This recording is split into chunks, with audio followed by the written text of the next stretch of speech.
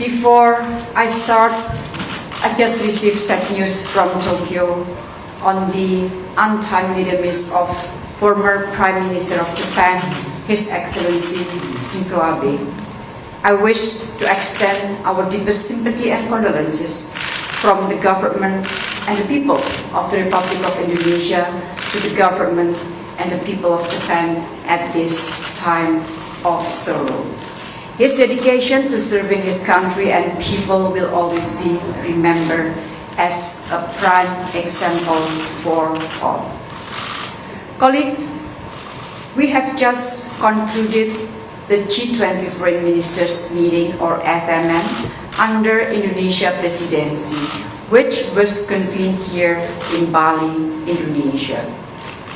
All the G20 foreign ministers were present in Bali and participated in the meeting.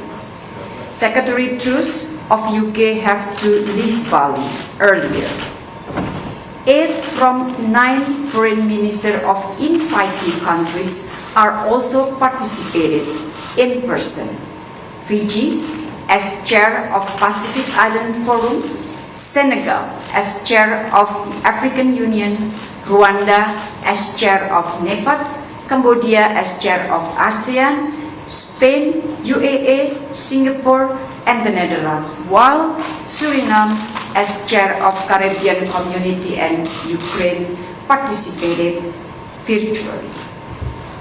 The meeting was also attended by 9 leaders and representatives of international organizations: the United Nations, World Food Programme, World Bank, Asian Development Bank, IMF, WHO, ILO, OECD, and FSB.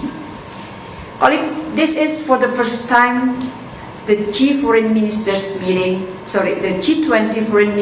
meeting sit together in one room to discuss important issues confronting all of us.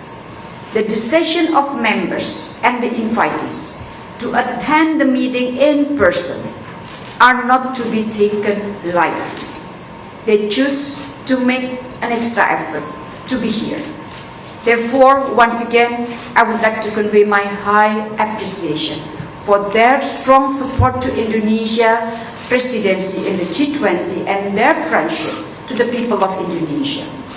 Their presence in person also reflects their commitment to G20 and to make G20 matters and relevant. Colleagues, before the FMM, I conducted intensive communication and consultation with all G20 members. Since the very beginning, we have exerted maximum efforts to create a comfortable atmosphere for every participant. With this comfortable atmosphere, I hope participants could use the meeting to build bridges, not walls, strengthen trust rather than distrust, and commit to collaborate and be part of solution. Colleagues, the G20 FMM discussed 2 very important issues, namely strengthening multilateralism as well as addressing food and energy security. For the first session, foreign ministers were briefed by the UN Secretary General Antonio Guterres and Professor Jeffrey Sachs of Columbia University to gain insight on how to revive the spirit of multilateralism in addressing pressing global challenges. For the second session, members were briefed by Executive Director of World Food Programme, David Beasley, Special Representative of the UN Secretary General for Sustainable Energy for All and Co-Chair of UN Energy, Damilola Ogunbiyi, and Managing Director of Development Policy and Partnership, World Bank, Dr. Mari El-Kapanistu. Colleagues, my recollection as chair of what transpired in the meeting as follows. The G20 Foreign Minister was held at a time of great challenges.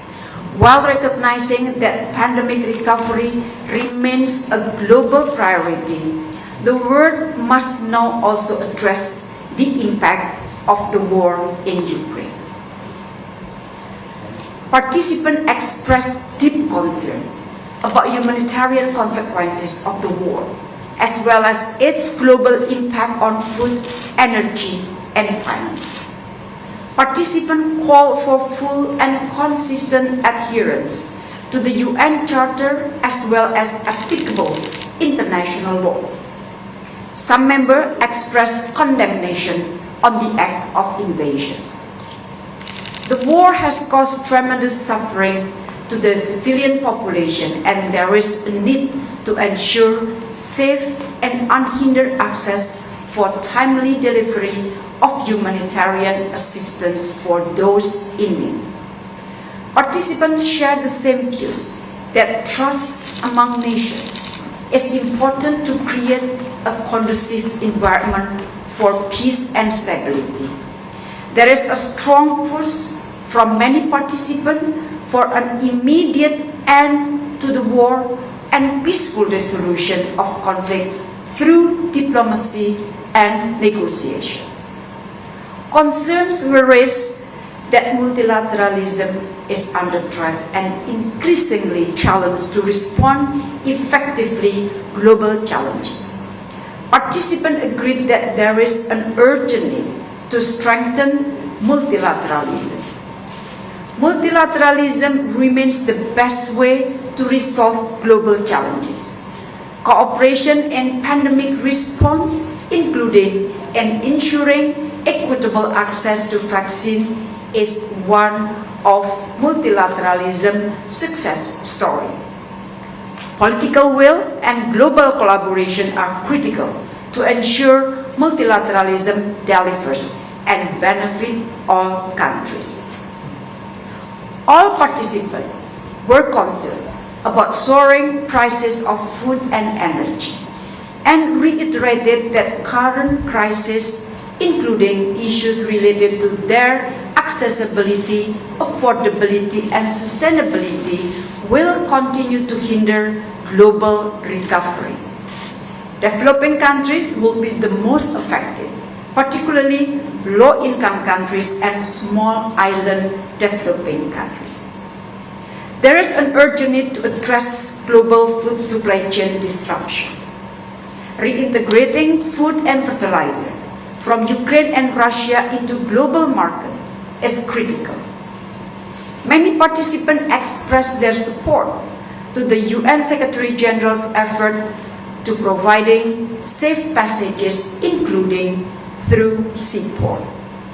Some participants underlined that food and fertilizer are not in the sanction and expressed readiness to address practical difficulties in doing trade in food and fertilizer, including on payment, insurances, logistics, and others. Some participants also called for a stronger partnership and collaboration in achieving energy security and accelerating transition to clean and renewable energy through research cooperation, investment, and affordable transfer of technology. Energy transition are critical to address climate change. Participants underline the importance of cooperation in climate action, including mitigation, adaptation, and climate finance. Participants heard the call for the interests of Global South to be addressed, especially during this challenging time. Members welcome for the first time participation of representatives of African Union, Pacific Island Forum, and the Caribbean Community in the G20 meeting. Participants committed to explore further G20 collaboration to strengthen global food, energy security, resilience, and sustainability, including with the UN system, other international organizations, and relevant stakeholders. So colleagues, this is my recollection of what transpired at the meeting. Colleagues from the media, on the bilateral note, I have conducted 23 bilateral meetings with fellow foreign ministers and leaders of international organizations. We discussed both bilateral and a number of pressing international issues. The war in Ukraine was discussed in almost all bilateral meetings. And I'm pleased to inform that we have signed during the bilateral meetings 3 agreements. MOU on bilateral consultation with Argentina and Senegal, and MOU to strengthen political dialogue and cooperation with Spain. I'm very delighted that the FMM has allowed for frank and constructive discussion. The G20 FMM is part of the pathway leading toward the G20 summit, which Indonesia will be hosting this November.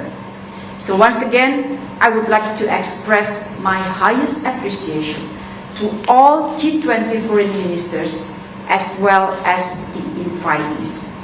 I also wish to thank friends from the media. I thank you very much.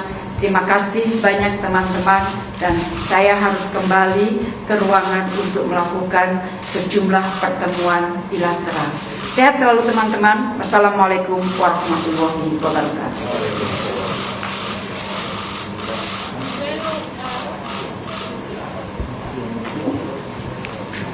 Thank you, terima kasih semuanya. Thank you. Terima kasih Bu.